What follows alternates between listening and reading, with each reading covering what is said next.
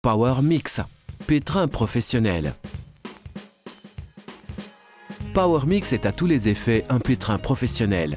Doté d'une remarquable puissance, d'une traction à courroie, d'un variateur de vitesse, il permet également de travailler des pâtes dures telles que la pâte à pain et à pizza.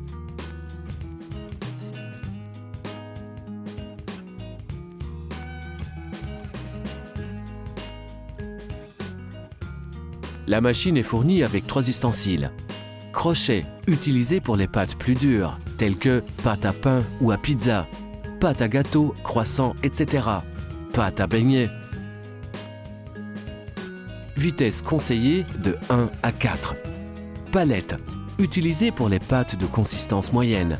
Pâte feuilletée, pâte brisée, crème pâtissière, viande, purée ou autre pâte semi-dense similaire.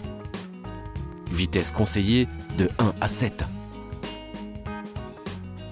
Fouet, utilisé pour monter les ingrédients à consistance molle. Blanc d'œuf, biscuits, mousse au chocolat, meringue, crème fouettée.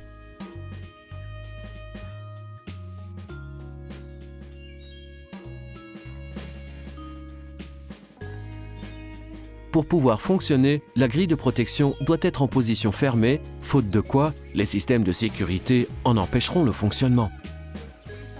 Positionnez le bac sur la machine avant les ustensiles en l'introduisant dans les 2 pivots correspondants. Complétez l'opération en bloquant le bas à l'aide des poignées de sécurité prévues à cet effet. Introduire l'ustensile sur l'arbre porte-ustensile. Tournez l'ustensile dans le sens des aiguilles d'une montre en faisant entrer le téton d'entraînement en position de travail.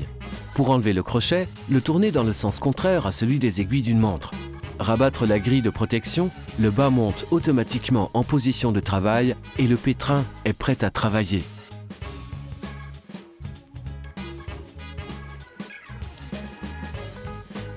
Tournez l'interrupteur général de la position 0 à la position 1. Actionnez le variateur de vitesse.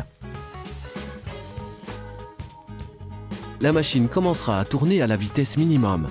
En continuant à le tourner dans le sens des aiguilles d'une montre, la vitesse augmentera jusqu'au niveau maximum. Tournez la poignée dans le sens contraire à celui des aiguilles d'une montre pour diminuer la vitesse. Le système de variation électronique de la vitesse permet à l'utilisateur une grande souplesse d'emploi de la machine.